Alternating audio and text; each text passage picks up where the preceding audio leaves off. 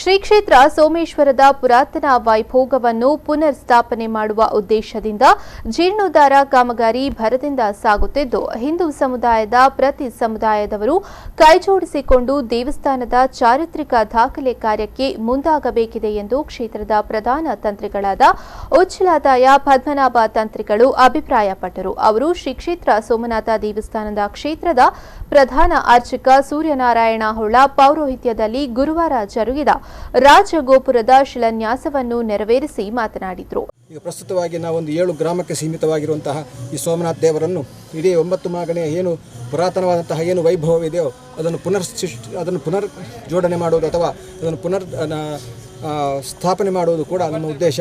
ಹಾಗೆ ಈ ಕೂಡುಗಟ್ಟಿನಲ್ಲಿರುವ ಪ್ರತಿಯೊಂದು ಸಮುದಾಯದವರು, ಹಿಂದೂ ಸಮಾಜದ ಪ್ರತಿಯೊಂದು ಸಮುದಾಯದವರು ಕೂಡ ಇದಕ್ಕೆ ಕೈಜೋಡಿಸಿಕೊಂಡು ಈ ಕೆಲಸವನ್ನು ಒಂದು ವಿಶೇಷವಾದಂತಹ ಚಾರಿತ್ರಿಕವಾಗಿ ದಾಖಲೆಪಡಿಸುವಂತಹ ಒಂದು ಸನ್ನಿವೇಶವಾಗಿ ಮಾರ್ಪಡಿಸಲು ನಮಗೆಲ್ಲರೂ ಸೋಮನಾಥ ದೇವರು ಅನುಗ್ರಹಿಸಲಿ ಅಂತೇಳಿ ನಾವೆಲ್ಲ ಪ್ರಾರ್ಥನೆ ಮಾಡುವ.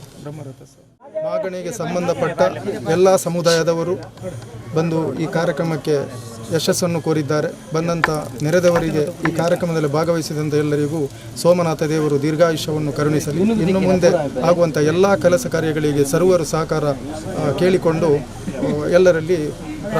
ಈ ವೇಳೆ ಜೀರ್ಣೋದ್ಧಾರ ಸಮಿತಿ ಅಧ್ಯಕ್ಷ ಜನಾರ್ದನ ಹೊಳ್ಳ, ವ್ಯವಸ್ಥಾಪನಾ ಸಮಿತಿ ಅಧ್ಯಕ್ಷ ವಿಶ್ವನಾಥ್ ಗಟ್ಟಿವಗ, ಟ್ರಸ್ಟಿಗಳಾದ ರಾಘವ್ ಆರ್, ಉಚ್ಚಿಲ್ ರಮೇಶ್ ಕೊಲ್ಯ, ಸುಧಾಕರ ಭಂಡಾರಿ ಮತ್ತಿತರರು ಉಪಸ್ಥಿತರಿದ್ದರು.